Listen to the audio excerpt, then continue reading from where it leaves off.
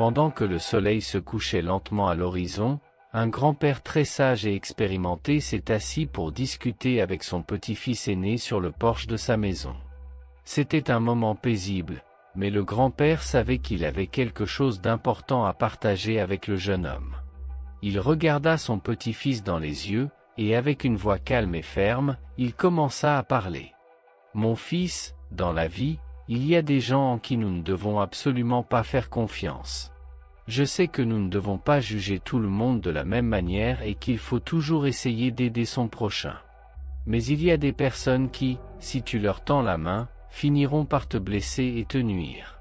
Cela ne signifie pas que nous devons fermer notre cœur à ceux qui en ont besoin, mais il est très important de filtrer les intentions de ceux qui demandent de l'aide. » Curieux, le petit-fils demanda. « Comment ça, grand-père » Le grand-père sourit doucement, comme quelqu'un qui s'apprête à raconter une leçon importante. « Je vais te raconter l'histoire du crapaud et du scorpion. C'est une histoire simple, mais qui en dit long sur la confiance. » Le grand-père se mit à l'aise dans sa chaise et commença à raconter. Un jour, un crapaud se trouvait au bord d'une rivière lorsqu'un scorpion est apparu. Le scorpion a demandé au crapaud, « Ami crapaud, peux-tu me porter de l'autre côté de la rivière? Je ne sais pas nager. » Le crapaud, méfiant, répondit, « Tu es un scorpion. Si je te porte sur mon dos, tu vas me piquer et je vais mourir. » Mais le scorpion, avec une voix douce, dit, « Je ne ferai jamais ça. Si je te pique alors que nous sommes dans la rivière, nous mourrons tous les deux. Cela n'aurait aucun sens. » Le crapaud réfléchit et pensa que cela avait du sens. Alors, il laissa le scorpion monter sur son dos et commença à traverser la rivière. Mais au milieu du chemin, le scorpion piqua le crapaud. Surpris et déjà affaibli, le crapaud demanda, « Pourquoi? Maintenant, nous allons tous les deux mourir. » Le scorpion, triste, répondit, « Je n'ai pas pu m'en empêcher. C'est dans ma nature. » Le grand-père fit une pause, laissant le petit-fils réfléchir à l'histoire. « Tu vois, mon petit-fils? Il y a des gens que, même si tu veux les aider, te blesseront simplement parce que c'est dans leur nature. Ce n'est pas parce que tu as fait quelque chose de mal, mais parce que c'est leur façon d'être.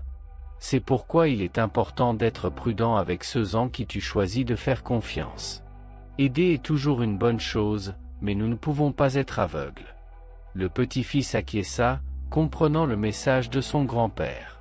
« Je ne te dis pas de te fermer aux autres, mon fils, » continua le grand-père. « Mais sois sage. Filtre les intentions des gens et consulte toujours Dieu dans n'importe quelle situation. » Sans aucun doute, c'était un précieux conseil d'un grand-père à son petit-fils. En vérité, cette conversation a duré des heures. Et le grand-père a montré 12 types de personnes qu'il ne faut pas aider. Avant de continuer, assure-toi d'avoir appuyé sur le bouton « J'aime » si tu es quelqu'un qui aime apprendre la sagesse de la vie. Si possible, commente ainsi « La véritable sagesse vient du ciel ». Le premier type de personne en qui nous ne devons pas faire confiance est celui-ci. Numéro 1, le manipulateur. Tu connais ces gens qui n'apparaissent que lorsqu'ils ont besoin de quelque chose? Eh bien, mon fils, le manipulateur est exactement comme ça. Il va te faire sentir spécial, t'impliquer dans ses histoires, tout ça pour gagner ta confiance. Le problème, c'est qu'au fond, il ne s'intéresse qu'à ce que tu peux lui offrir. Il va te vider de ton énergie, te mettre dans des situations difficiles et, à la fin, te faire sentir coupable de ne pas avoir répondu à ses attentes. Le manipulateur est maître dans l'art de retourner la situation, te faisant croire que c'est toi qui es en tort. Et le pire, quand tu auras vraiment besoin de lui, il disparaîtra, te laissant tomber. Cela ne vaut pas la peine d'aider quelqu'un qui ne se soucie pas de ton bien-être, car il ne te rendra jamais l'appareil. Alors, sois vigilant. Si quelqu'un n'apparaît que lorsqu'il a besoin de toi et disparaît lorsque c'est toi qui as besoin, méfie-toi. Ce genre de personne n'apporte que de l'épuisement, de la frustration et des maux de tête. La meilleure aide que tu puisses donner à un manipulateur est de maintenir tes distances. Numéro 2, l'ingrat. Ah, mon petit-fils, l'ingratitude est quelque chose de très difficile à accepter. Imagine que tu te donnes, que tu fais tout ce que tu peux pour aider quelqu'un, et que cette personne ne te remercie même pas. C'est comme si tu étais invisible. L'ingrat agit comme si ce que tu as fait était de ta responsabilité, il ne montre jamais d'appréciation ou de reconnaissance pour ton effort. Il accepte ton aide comme si c'était un dû, et quand il a à nouveau besoin de toi, il revient sans aucune gêne, sans la moindre considération. Continuer à aider une personne comme ça ne t'apportera que de la frustration et de la fatigue. L'ingratitude fait mal parce qu'elle ôte la valeur de ce que tu fais. Il est important de comprendre que la vie est un échange, et celui qui ne sait pas remercier ne saura pas non plus apprécier. L'ingrat ne pense qu'à lui, et celui qui ne reconnaît pas ce que tu fais aujourd'hui ne réfléchira pas à 2 fois avant de te laisser tomber demain. Alors, apprends à identifier ces personnes et ne perds pas de temps à offrir ton aide à quelqu'un qui ne connaît pas sa vraie valeur. Numéro 3. Jouer la victime. Ah, mon petit-fils, ce genre de personne est l'un des plus compliqués à gérer. Vous connaissez ces gens qui ont toujours une excuse, qui semblent vivre au milieu de drames sans fin. Eh bien, c'est ça, être une victime. Pour lui, le monde entier est contre lui, rien ne va plus et il trouve toujours une justification à ses propres échecs. Mais ce qu'il veut vraiment, c'est que vous résolviez tous ses problèmes. Mais il y a un gros problème avec ça, mon fils, plus tu l'aides, plus il dépendra de toi, comme s'il était incapable de faire un pas seul. Et le pire, c'est que vous ne pourrez jamais en faire assez. C'est comme essayer de remplir un seau avec un trou au fond. La personne qui joue la victime vous aspire votre énergie, votre temps, et au final, vous êtes dépassé. Alors apprenez à dire non. Aider est important, mais il faut savoir quand s'arrêter, surtout lorsque l'on se rend compte que la personne ne veut pas s'améliorer, elle veut juste que les autres résolvent tout à sa place. Numéro 4. Le paresseux. Fils, la paresse est une dépendance qui corrode la volonté de grandir et de se développer. Une personne paresseuse n'est jamais disposée à faire les efforts nécessaires pour améliorer sa vie. Elle trouve toujours une excuse pour ne pas agir, comme si la vie était une promenade où elle a juste besoin de se détendre. Le plus inquiétant, c'est qu'elle voudra que vous fassiez tout pour elle. Des petites tâches aux décisions importantes, le paresseux cherche du réconfort dans l'inaction et attend des autres qu'ils fassent un effort pour lui. Mais aider ceux qui ne cèdent pas est une véritable perte de temps et d'énergie, mon petit-fils. Vous pouvez même tendre la main, mais si la personne ne veut pas se lever, à quoi ça sert? Le paresseux se contentera de votre aide, dépendra de vous et n'apprendra jamais à marcher tout seul. En fin de compte, vous investirez dans quelqu'un qui n'est pas disposé à investir en lui-même. Il vaut mieux encourager l'effort et la détermination. Montrez-lui que la véritable croissance vient du travail acharné et de la discipline. Parfois, la meilleure façon d'aider est de laisser la personne faire face à ses propres difficultés, afin qu'elle apprenne à valoriser chaque étape franchie vers le succès. Numéro 5. Ce qui n'apparaît qu'en cas de crise. Vous savez, mon petit-fils, cette personne qui n'est jamais là, mais qui soudain, lorsqu'elle est en difficulté, surgit de nulle part pour demander de l'aide? Eh bien, il y a beaucoup de gens comme ça. Cette personne ne se souvient de vous que lorsqu'elle a besoin de résoudre un problème urgent, comme si vous étiez un sauveur dans ces crises. L'amitié et la considération passent au second plan, et ce n'est pas juste. Aider quelqu'un qui ne cherche que vous dans ces moments-là n'est pas un échange équilibré. Une véritable amitié se construit dans les bons et les mauvais moments, pas seulement dans les difficultés. Il est essentiel d'avoir à nos côtés des personnes qui se soucient de nous à toutes les étapes de la vie, et pas seulement dans l'adversité. Cette personne, qui n'apparaît qu'en cas de crise, profite souvent de votre bienveillance, et en même temps, ignore vos sentiments. Quand vous avez besoin d'aide, où est-elle? Passez votre temps et votre énergie avec ceux qui valorisent la relation et qui sont présents, même lorsque tout va bien. Vous méritez d'avoir des amis dans votre vie qui se soucient de vous à tout moment. Cela ne vaut pas la peine d'être toujours là pour quelqu'un qui n'est jamais là pour vous. Alors, mon fils, apprends à discerner ces relations et valorise ceux qui s'en soucient vraiment. Numéro 6. Qu'est-ce qui vous fait culpabiliser? Mon petit-fils, Avez-vous déjà rencontré quelqu'un qui vous fait toujours sentir mal de ne pas vous aider? Eh bien, cette personne est le fameux manipulateur émotionnel. Elle a une capacité impressionnante à vous faire croire que vous avez tort, que vous avez le devoir d'aider, même si cela vous fait du mal. Ce type de personne joue avec vos émotions, utilise la culpabilité comme une arme pour vous contrôler et vous faire sentir petit. C'est comme si vous étiez responsable de résoudre tous ces problèmes, même si cela vous coûte votre paix et votre bien-être. Et mon fils, ne tombe pas dans le panneau. L'aide doit venir du cœur et non d'une obligation imposée. Il est très important que vous sachiez que prendre soin de vous est aussi une priorité. Si quelqu'un vous culpabilise constamment de ne pas répondre à ses attentes, il ne mérite pas votre aide. N'oubliez pas que la vie est un échange, vous devez vous entourer de personnes qui respectent vos limites et qui, en cas de besoin, ne vous donneront pas l'impression de devoir vous sacrifier. L'amour et l'amitié doivent être légers et non un fardeau. Apprenez à dire non lorsque cela est nécessaire, car la véritable amitié ne devrait pas vous affliger. Alors, mon fils, valorise ta santé mentale et émotionnelle. Ceux qui se soucient vraiment de vous comprendront quand vous avez besoin d'espace. Et n'oubliez jamais, vous méritez d'être entouré de personnes qui vous élèvent et non vous culpabilisent. Numéro 7, celui qui n'écoute pas les conseils. Écoute, mon petit-fils, il y a des gens qui demandent de l'aide, mais ils ne veulent pas vraiment entendre ce que tu as à dire. C'est comme s'ils cherchaient simplement une oreille pour écouter leurs plaintes, mais lorsqu'il s'agit de mettre en pratique les suggestions, ils font tout à leur manière, même si ce n'est pas la bonne. Vous pouvez faire de votre mieux pour parler, guider et montrer le bon chemin, mais à la fin, cette personne continuera à faire les mêmes erreurs, comme un cycle sans fin. Aider quelqu'un qui n'apprécie pas vos conseils est en réalité une perte de temps et d'énergie.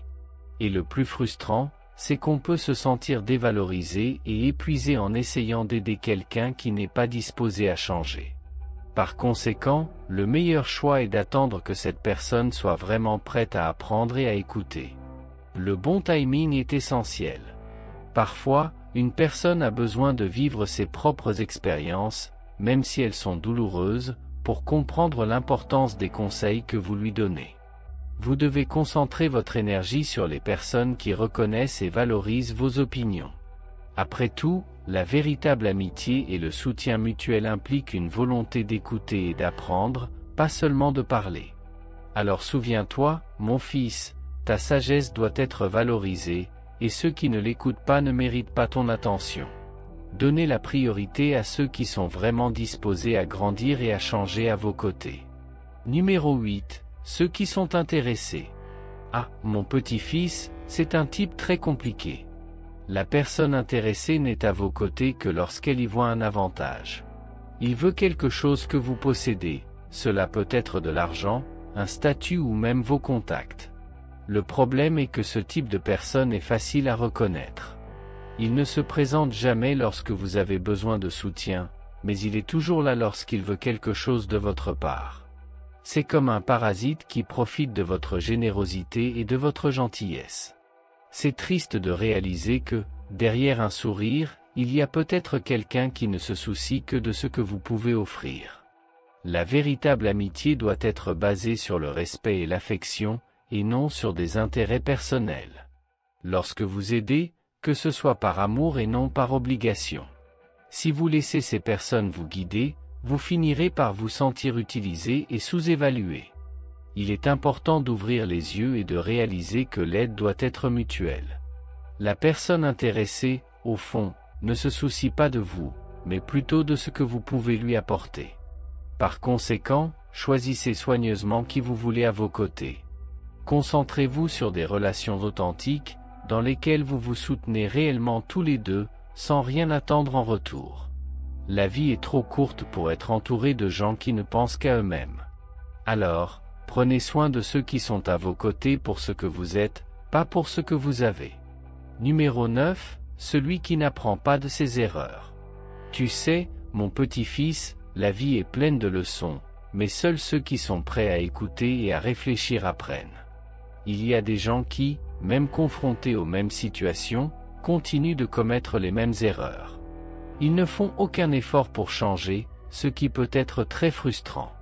Vous pouvez vous consacrer, essayer d'aider, de conseiller et de montrer le bon chemin, mais, à la fin, cette personne continuera à trébucher sur les mêmes pierres. Aider quelqu'un qui ne veut pas évoluer, c'est comme essayer de remplir un pot qui fuit. Peu n'importe vos efforts, rien ne se passera. C'est triste de voir ça, mais c'est la réalité. Au lieu d'investir votre énergie avec ceux qui ne veulent pas apprendre, il est bien plus sage de consacrer votre temps à ceux qui veulent vraiment s'améliorer et grandir. La vie est un processus d'apprentissage constant, et lorsque nous trouvons quelqu'un qui fait un effort pour se développer, il est gratifiant de voir la transformation. Choisissez donc vos combats et soyez du côté de ceux qui reconnaissent leurs erreurs et cherchent à les surmonter. Ne vous laissez pas berner par ceux qui préfèrent rester dans leur zone de confort. Aider doit être un choix conscient, et rappelez-vous toujours, vous méritez d'être aux côtés de personnes qui apprécient vos efforts et recherchent l'évolution. Numéro 10, celui qui ment pour son propre bénéfice. Vous savez, mon petit-fils, les mensonges ont une très mauvaise façon d'affecter les relations. Quand quelqu'un ment pour obtenir de l'aide, il abuse en réalité de votre bonne volonté et de votre confiance.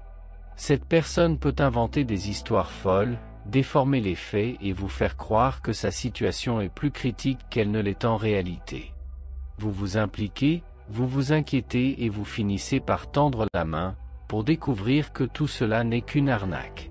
C'est douloureux de se rendre compte qu'on a été manipulé, et ce sentiment de trahison peut faire très mal.